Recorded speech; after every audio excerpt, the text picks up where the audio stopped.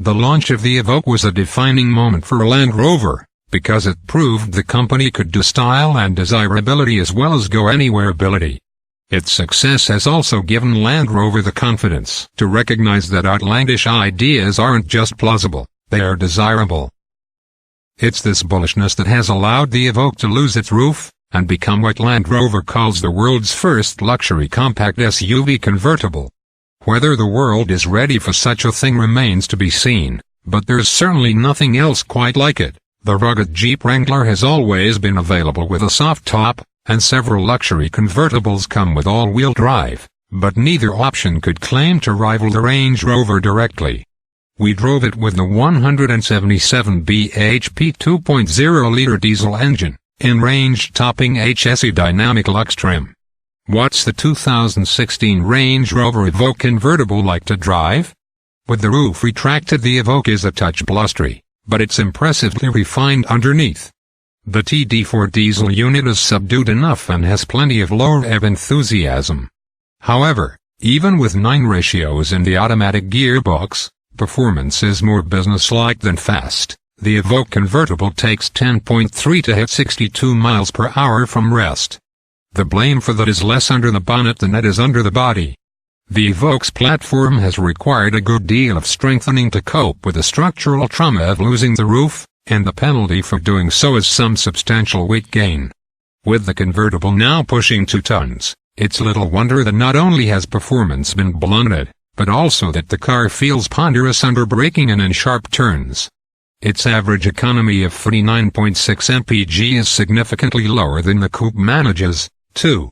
On the upside, the reinforcement reduces the unwanted cabin vibrations typically associated with convertibles. The telltale wobble of the rear view mirror is occasionally noticeable, but more serious jewtering through the seatbacks or steering wheel is unusual. Much more common instead is the unwelcome thump of the suspension, which has also been stiffened to aid body control. Factor in 20-in alloy wheels and the Evoque's considerable heft, and it comes as little surprise to discover the model is a less than settled prospect around town. Beyond, it gets better without becoming particularly rewarding. Only by leaving the tarmac entirely does the convertible truly distinguish itself, offering its alfresco driver all the off-road amenability traditionally associated with the brand. What's the 2016 Range Rover Evoque Convertible like inside? The convertible isn't offered in SE trim, so leather upholstery, electric memory seats, and the new 10.2-inch infotainment touchscreen are all included.